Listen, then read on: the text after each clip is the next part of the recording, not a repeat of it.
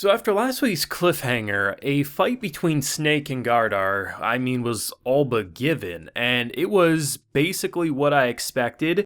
A powerful force going up against someone who clearly outmatched him and outclassed him in every way. Boy didn't even have to cut him in order to knock him out. But what wasn't on the chopping block was the amount of pain that would come from multiple backstories.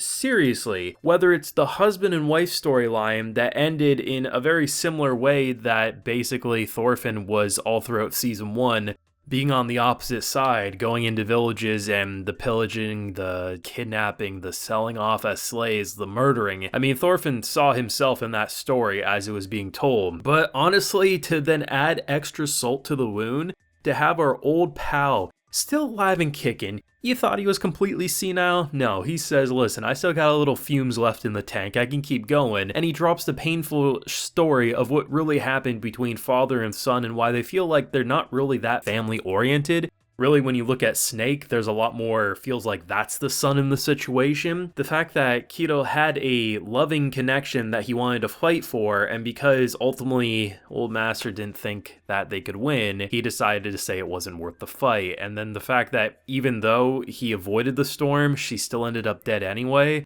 Like, this show, it's Vinland Saga. That's really what it is. The way this episode can have action, can have painful backstory, but then it can just show us and remind us that no matter what these characters do, they run from the storm, they hide from the storm, or they face the storm head on, these characters are screwed either way. I honestly think this is one of the strongest episodes of season 2 by far, and really, the fact that once this current situation is dealt with, they're immediately going to have to deal with King Canute's forces. This is not a good time to be anyone on the farm, especially if you have to figure out what to do about your husband who's about to get tortured for information before executed. Full live reaction available on my Patreon if you're interested in seeing. This episode definitely threw me for a loop. It's such a good episode for so many different reasons, but knowing that Snake is clearly one of the most strong characters in this series. I don't think anyone will ever beat Thorfinn's father. I think that will probably always be number one. Thor's is just, he's too good. He's just too strong.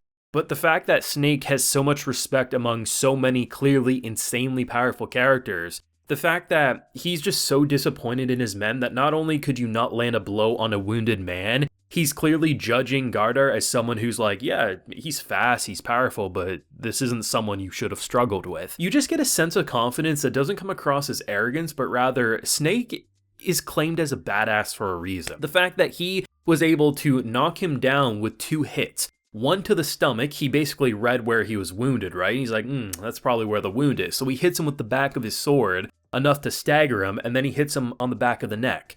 The dude is so calculated, and seriously, the fact that poor Einar, his love life was already complicated prior to the husband returning / existing to begin with, but the fact that he's such a good guy, he's like not looking at it as, I'm trying to steal you away, or any of this. He just looks at someone he cares for in pain and wanting to help clearly who she loves. And based on last week's reaction from her, I very much got the impression that she was scared. She was happy, but she was scared. I did have some people say that I was misreading the situation and that there was no fear there, but it really did feel that way. You don't go running after someone who didn't notice you unless there's clearly a loving connection there, but at the same time there was fear. Seemingly the fear stems from the fact that she feels ashamed to not be able to say that the 3 of us can't go live together, that being their child, because the child was seemingly taken away during the whole village being invaded. And to see the difference in character between him as in the past to current, they don't look the same. I think if you were to put both of them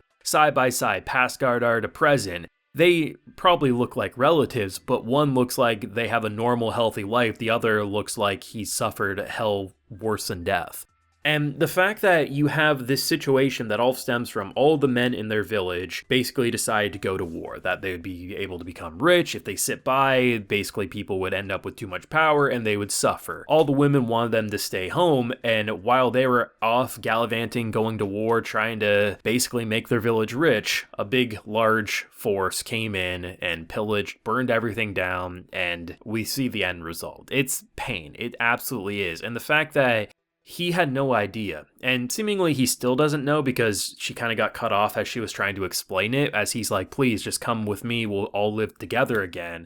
The fact that he just clearly lost, he clearly has suffered a lot of things, and the fact that he is not even recognizable anymore. And honestly, I don't know what she's gonna do. Clearly, she's going to tend his wounds, that's one thing I do believe. But after the little pep talk with Gramps, it does feel like, is she gonna try to run away? Because now we know she's pregnant with the Master's son, or daughter, who knows, but either way, pregnant nonetheless. How is the Master's wife going to respond to that, even if the Master would love it? And honestly, like, she's literally the favorite slave. There's just no winning in this situation. Should she stay, King Canute's forces is coming, which will most likely win, just given the sheer numbers. Not to say characters like Snake won't make them put up a good fight, they absolutely will. If we had Thorfinn still fighting, maybe they actually could win with the lower forces, but given the fact that he's now on the path of righteousness, do no harm, really he's just a big old religious guy now, so he ain't gonna be fighting most likely, unless he starts doing what obviously Snake did, where you can hit people over the head without actually killing them.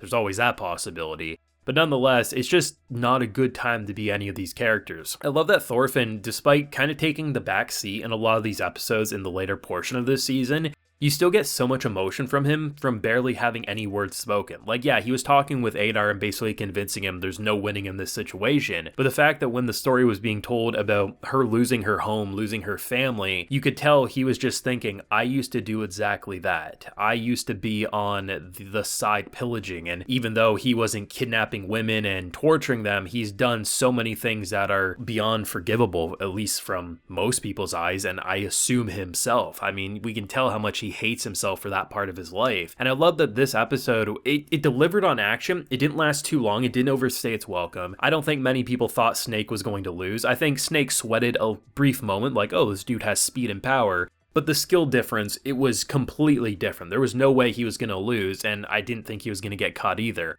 The first moments of the fight are literally him dodging blades like milliseconds. He wasn't even flinching, right? He was just like, huh. Dude has power, but are you kidding me, guys? You guys literally lost someone and you also couldn't even land a blow? You guys are pathetic. I'm Snake, I'm going to crush him. But the fact that the star was, without a doubt, the backstory of where this husband and wife storyline went, and also the fact that you snuck in some Gramps storytelling to just really show her that if she had any doubts about waiting out the storm or facing the storm head on, no matter what, there's probably no winning here, and honestly, I just wish you the best, girl. Is she coming back? I don't know. I think it's a 50-50 coin toss if she decides to try to escape with her husband or not, which probably won't go over well. And if she just decides to wait, I mean, King Canute's coming, and how is there ever going to be a peaceful outcome for most of these characters? The biggest question I have is what's going to happen with Thorfinn and Einar when this war is all said and done. Will he join Canute's side? Will he go to a different side? Will he stay at the farm? I have no idea, but this was an incredible episode. Vinland Saga knows how to get you emotionally connected, and the way it can blend action with immersive character storytelling is honestly second to none. Thoughts, feelings yourself though down below. Let me know what you're thinking. Drop a like if you enjoyed, subscribe if you're new around here, ring that bell of course so you can get notified when I upload on the channel, and like I mentioned, we do have that full live reaction available on my Patreon. While you're there, you can also get a video shout out. So today we have Yggdrasil, Taco Tuesday, and Rajvir Malhans. Taco Tuesday, good name. So until next time everyone, please take care and have a good one.